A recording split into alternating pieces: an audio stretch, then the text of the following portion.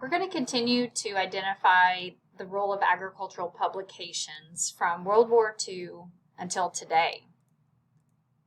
So in the 1940s, farm public periodicals became more specialized. So despite the introduction of radio, these publications continued to thrive.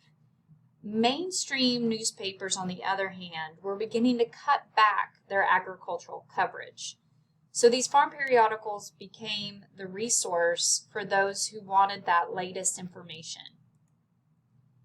In the 1950s to 70s, these publications started to gain more sophistication.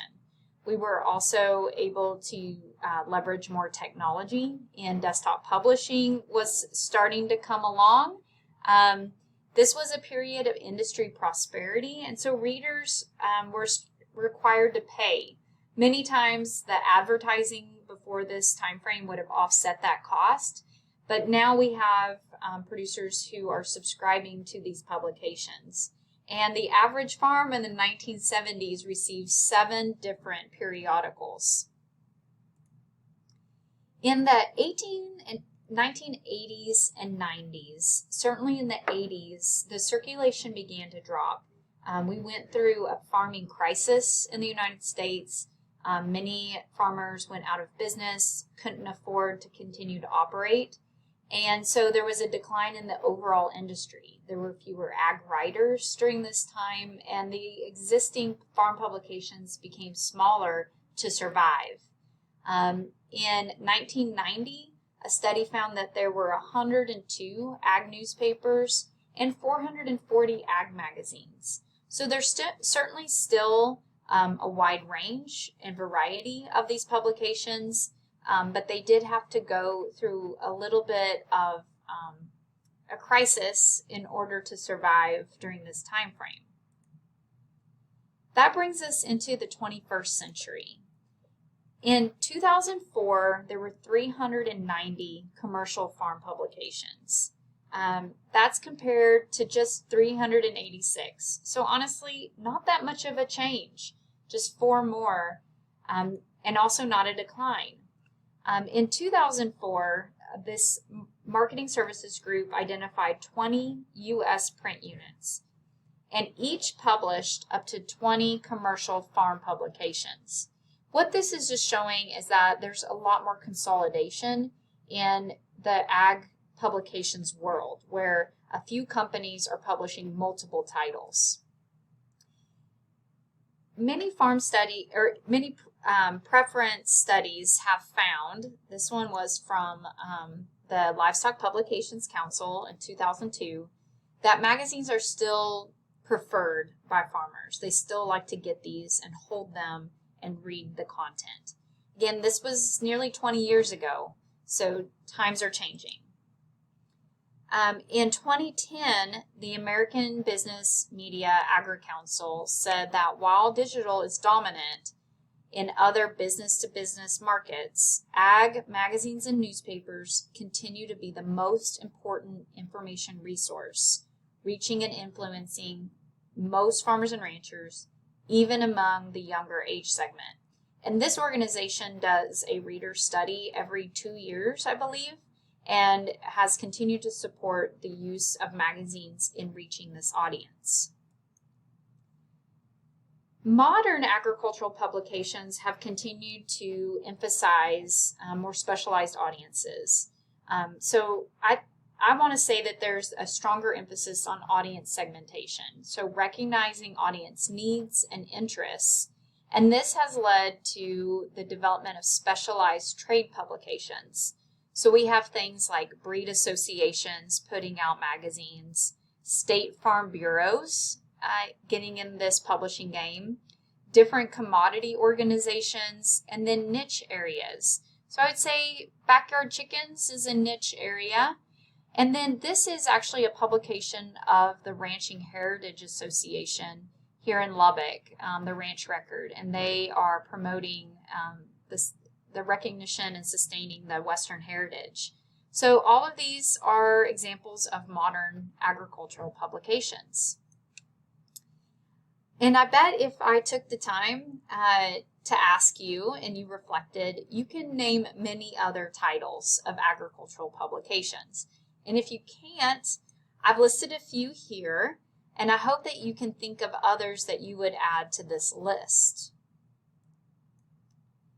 So there are some changing times. Industry trends and the growth of the business and how the business operates continues to evolve. So Vance Publishing was established in 1937, and they had several agricultural publications. And you can see that by this headline, it decided to sell after 78 years. But in the screenshot, you can see a few of the titles. They had things for salons and closet design, but they also had Drover's Magazine and Dairy Herd Management and the Ag Professional and the Packer, and Pork. So they had a number of titles that were very focused on the agricultural audience. So in 2015, Farm Journal Media acquired Vance Publishing's agricultural portfolio. This is a fancy way of saying that Farm Journal Media bought all of Vance Publishing's agricultural resources. So they had 21 websites, online databases, publications, and trade shows in this area. This is a nice visual from Farm Journal's 2023 Marketing Solutions Kit that shows the brands that are underneath that Farm Journal Media title. So you see there's a number of farm row crop publications. They also have livestock publications, things that focus on produce, so fruits and vegetables, others that are more ag business, broadcasting arm, and then different data-driven things that exist beyond across all areas. So I appreciated this visual because it really shows the emphasis of that consolidation in the industry and how one brand now owns several titles. Another example of this is Progressive Farmer. We mentioned this earlier. It was established in 1886, and in 2007, DTN purchased the magazine. And according to DTN's website, more farmers read Progressive Farmer than any other farm publication. It's published 14 times a year, and it has websites, social media, podcasts, and events. It demonstrates, just like Farm Journal, the importance of convergence journalism. So I'm not going to read all this to you. You're welcome to pause and take a look at all of these great stats. But what's really interesting to me is that they claim that they cover 95% of all U.S. farmers through these different, whether it be print, social media, e-newsletters, emails, so much content. I mean, people coming to their website. Another company that's involved in this is Farm Progress. It started in 1819 with the American Farmer magazine. And it's acquired different farm publications over time, including the Prairie Farmer and Wallace's Farmer. Farm Progress currently has 22 farming and ranching magazine titles under its umbrella, and that includes those 18 regional magazines. They also produce 4 annual farm shows, including the Farm Progress Show, which was launched in 1953. So here's a couple examples of their regional magazines that are focused on the agricultural audience for Kansas and Missouri. This is another screenshot from their website that lists all the titles that they have, along with the shows and different expos and events that they help host. The Farm Progress Show, which I have never attended, is the largest outdoor farm show.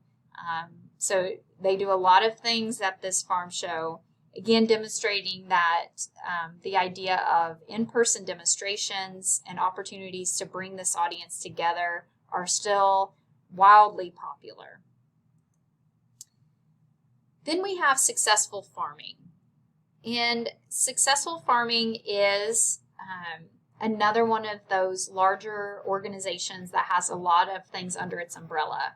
It began in 1902 when about 30% of Americans lived or worked on farms. They claim, and I would agree, that they're built on service journalism, meaning they want to help American farmers. They launched agriculture.com. They own that website in 1995. So one of the first to create a website that served American agriculture. They celebrate convergence. They utilize podcasts. They have radio programs. They have several social media platforms.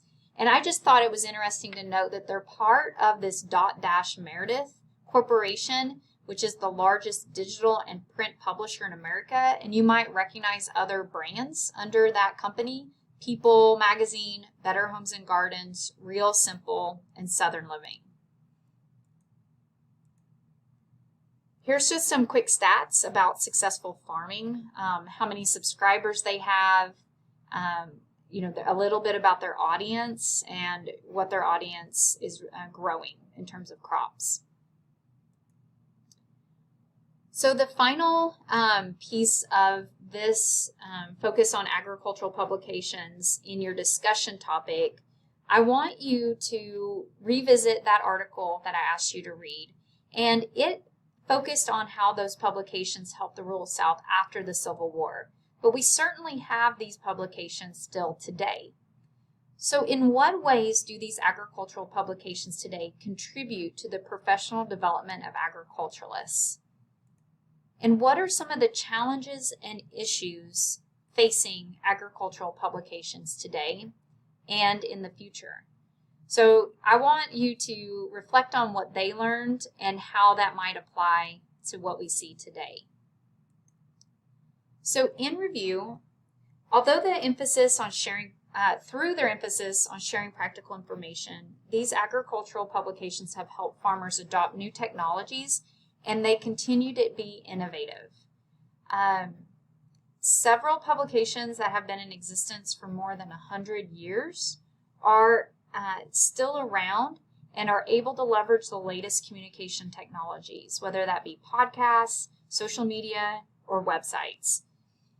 And although these publications have declined in overall numbers through consolidation, they continue to reach their audience using multiple platforms.